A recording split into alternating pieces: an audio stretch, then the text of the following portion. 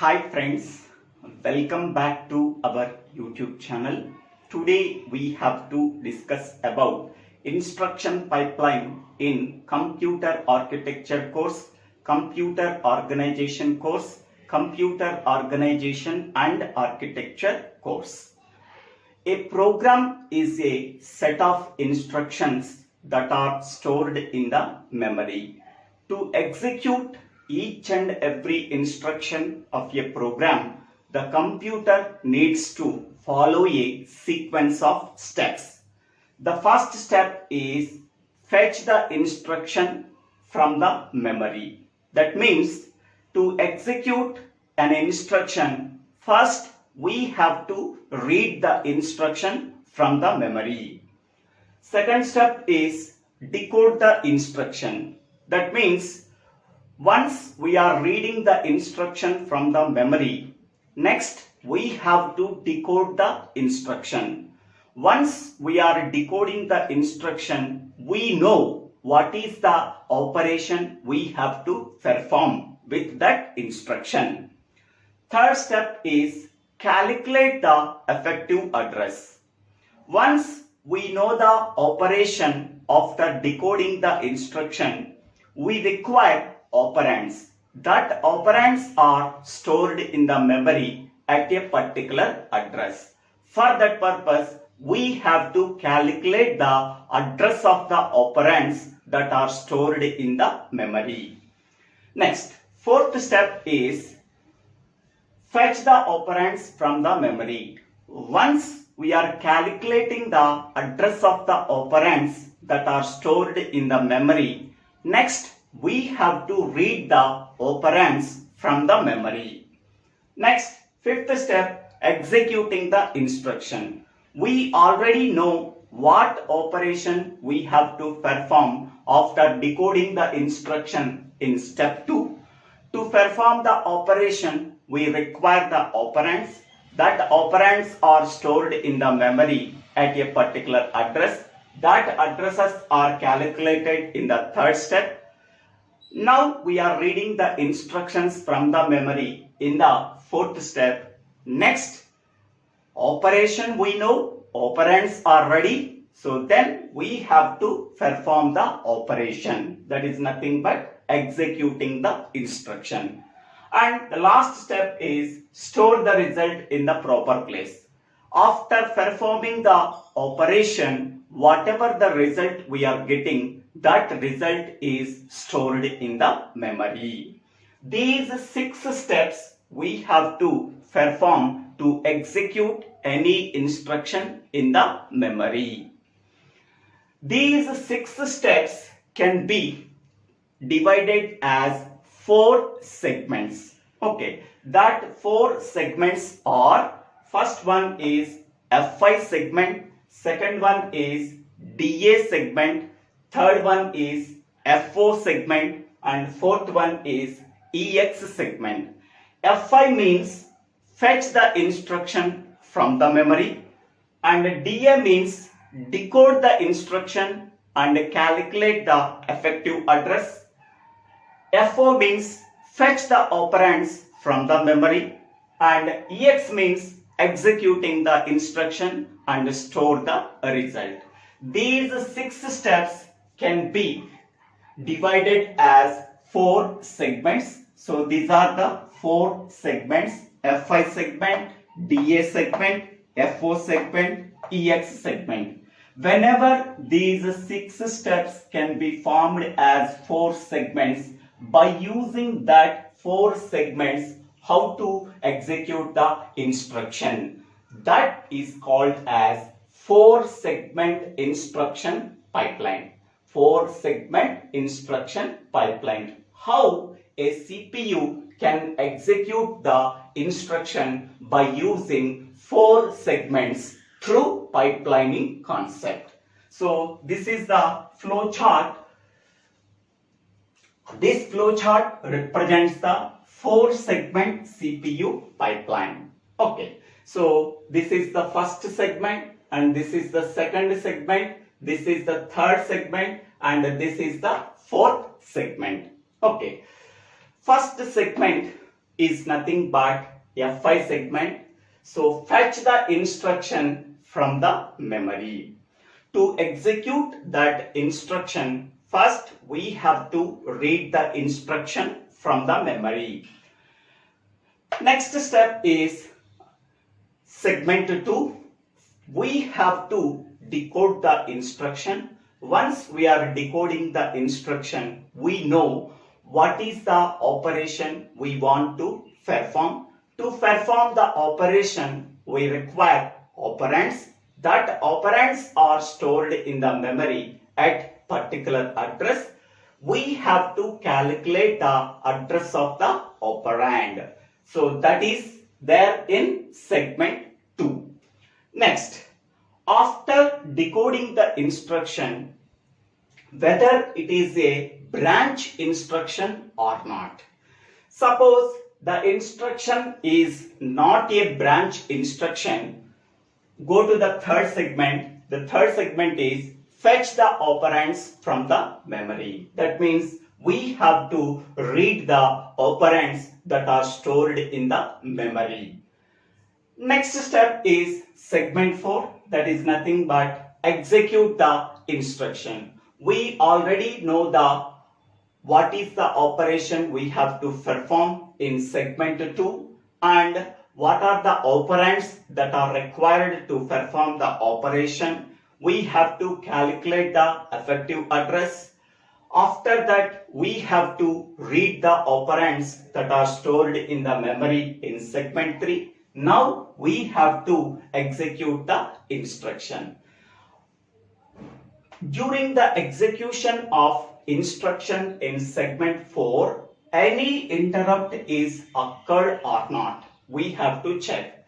If there is no interrupt is occurred, next we have to execute the next instruction in the sequence by using this step. At segment 2, after decoding the instruction, suppose if it is a branch instruction. Okay. If there is no branch instruction, go to the segment 3. Whatever the operation that is there in the segment 3, we have to perform. If it is a branch instruction, so how to execute the instruction? So suppose I am taking one example of branch instruction.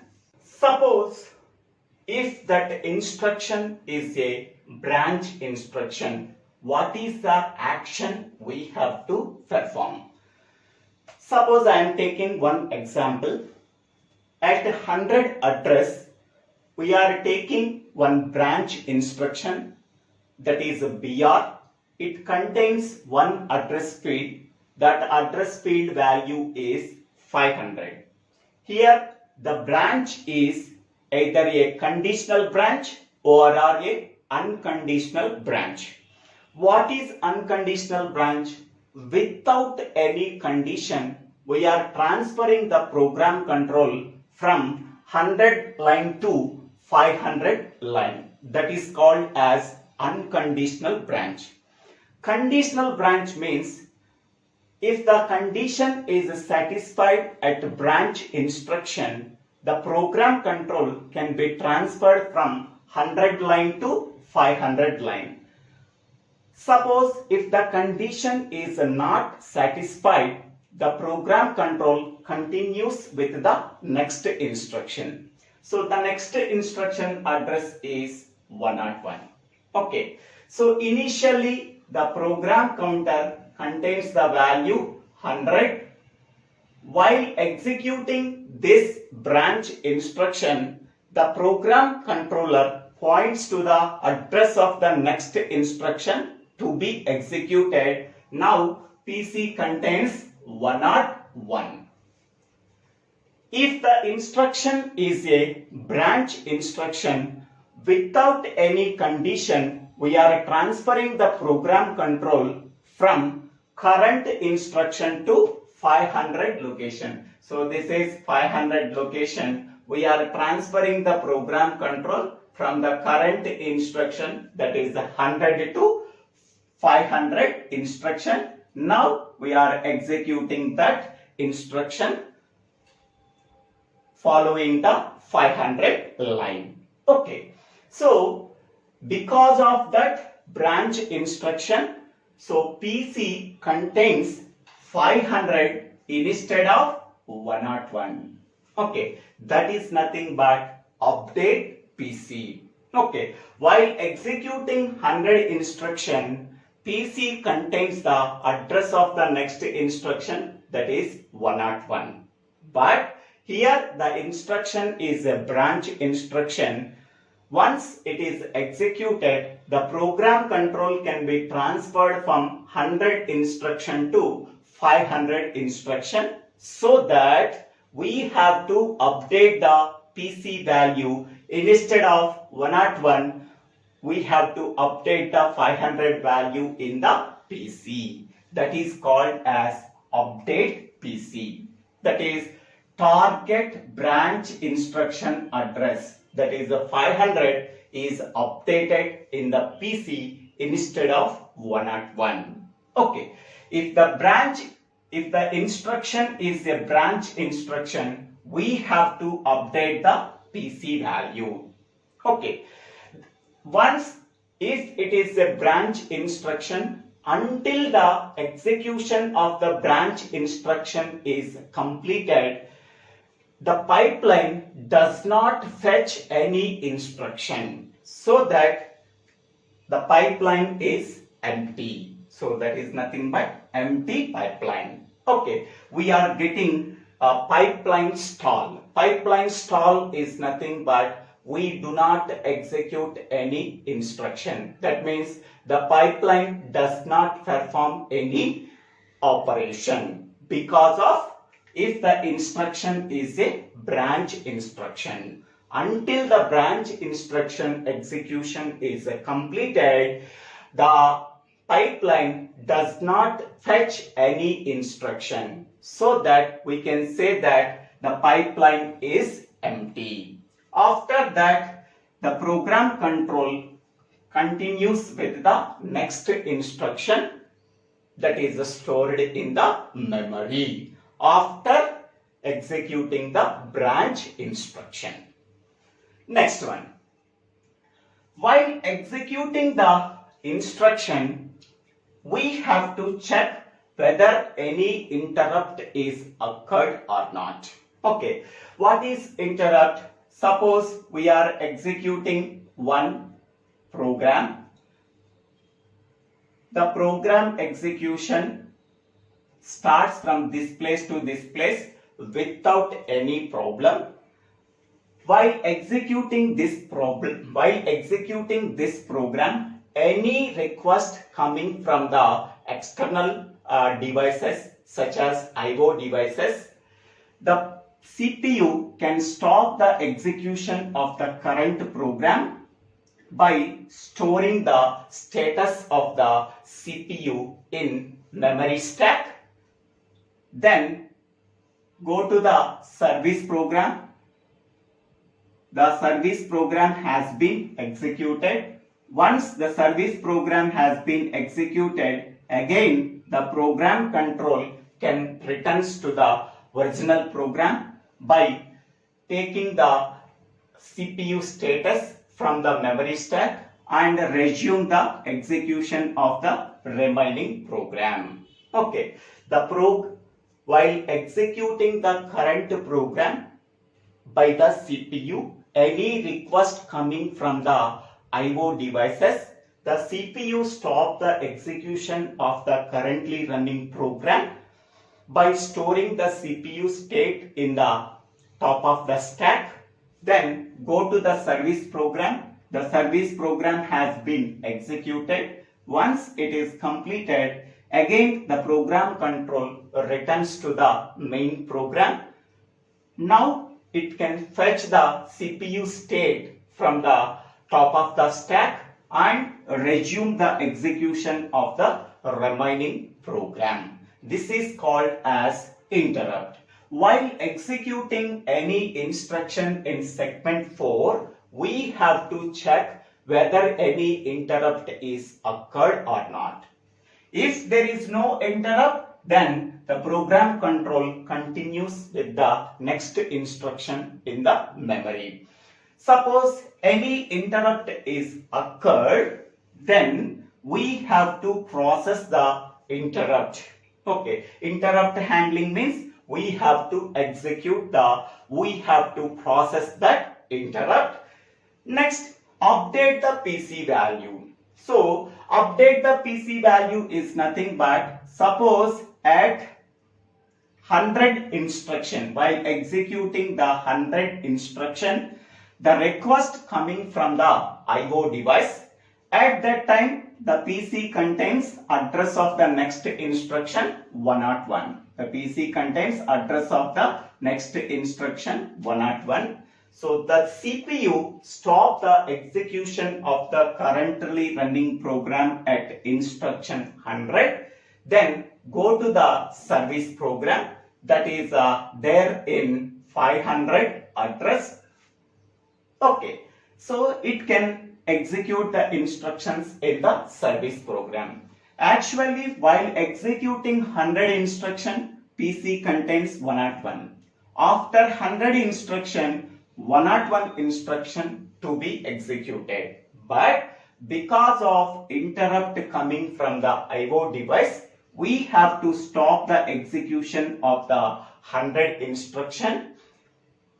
Then it can goes to the service program that is located at address 500. At that time, after 100 instruction, 500 instruction is to be executed. So that instead of 101, we have to store the 500 value in the PC. That is nothing but update PC. While processing the interrupt, the pipeline does not perform any operation until the interrupt service is completed.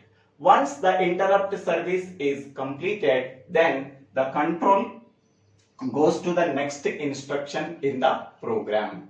While processing the interrupt, so the pipeline does not perform any operation. That is called as pipeline stalling. Okay. So that the pipeline is empty. Okay. So after completing the interrupt service process, then the program control continues with the execution of the next instruction. Okay. So this is the flowchart of 4-segment instruction pipeline. Okay. Now, how these 4 segments can be executed through instruction pipeline, that is shown in next. Figure 2 shows the timing diagram of instruction pipeline. So these are the 4 segments. There are 7 instructions are there, instruction 1 to instruction 7. How these 7 instructions are executed using these 4 segments in 13 clock cycles, that is illustrated in figure 2. Okay. Now, so this horizontal axis represents the clock cycles and the vertical axis represents the instructions. First, in the first clock cycle, instruction 1 is executed in F5 segment only. Next, in the second clock cycle, the first instruction is executed in DA segment. At the same time, second instruction is executed in F5 segment. Next, in the third clock cycle, first instruction is executed in F4 segment. The second instruction is executed in DA segment. At the same time, the third instruction is executed in F5 segment. Next, in the fourth clock cycle, instruction 1 is executed in EX segment. Instruction 2 is executed in F4 segment. Instruction 3 is executed in DA segment. Instruction 4 is executed in F5 segment. We can take only fourth clock cycle. 4 instructions are executed in 4 segments. Okay. Instruction 1 in X segment, instruction 2 in F4 segment, instruction 3 in DA segment, instruction 4 in F5 segment.